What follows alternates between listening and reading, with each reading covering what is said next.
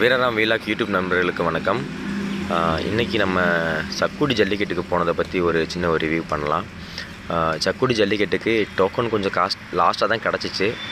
மாடு அடைக்கலாமா வேணாமா, தள்ளுவாடி போட்டுருவாங்களா அப்படி தான் நினச்சேன். மதுரைனாவே தள்ளுவாடிக்கு ரொம்ப ஃபேமஸ் ஆகி போச்சுல. அதனால் 500 மாடு வரைக்கும் போகிறதே ரொம்ப கஷ்டம். நமக்கு வேறு 761 நம்பர் டோக்கனாக அடைக்கலாமா வேணாமா ஏகப்பட்ட பேர் ஃபோன் கூட பண்ணி பார்த்துட்டேன். 5000 கூட தரங்க, ஏதாவது கம்மியான நம்பர் டோக்கன் கூட இருந்தால் தாங்க, கெஞ்சி கூட பார்த்துட்டோம் எங்கெங்கேயோ. எனக்கு எப்போயுமே ஏசி பாண்டியான்ட்டு தான் உரிமையாக கேட்பேன். ஏன்னா டோக்கன் கொடுனேன்னு கேட்பேன். அவரும் நான் எங்களுக்கே கிடைக்கல, எங்களுக்கே இப்புட்றா ஒவ்வொருத்தன் பேரை சொல்லிவிட்டு அவங்களுக்கு அந்த நம்பராக அவங்களுக்கு இந்த நம்பராக சொல்லிட்டு ஓட்டிட்டாரு. சரின்னு ஏதாவது கடைசியாக சொல்லுங்கன்னு சொல்லிட்டு விட்டுட்டேன். அப்புறம் சரி மாடு ஏற்றுவோம்னு சொல்லிட்டு இங்கே மாடு ஏற்றுனதே இங்கே கரெக்டாக ஒரு 11 மணி தாங்க வீட்டிலேருந்தே மாடு ஏற்றணும். அது வரைக்கும் கன்ஃபியூஸ்லேயே இருந்தேன். இன்னொரு வீடியோ ரெடி பண்ணேன்.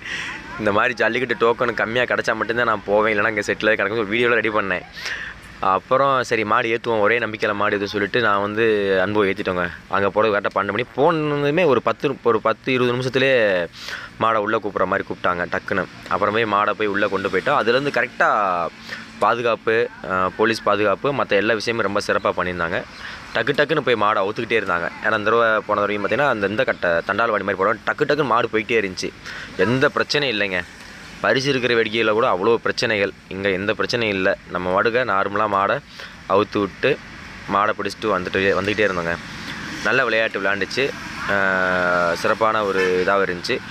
பேர் சொல்ல கொஞ்சம் தயங்கிட்டாங்க. நான் மாடை வந்து பேருக்காகத்தான் மாடு இல்லாமல் எல்லாருமே அதுதான் பேர் சொல்ல தயங்கினாங்க. அதை மட்டும் பேர் சொல்லுங்கன்னு சொல்லிட்டு சொன்னோம். அப்புறம் பேரை சொன்னதுமே சூப்பராக வந்துச்சு வெளியே.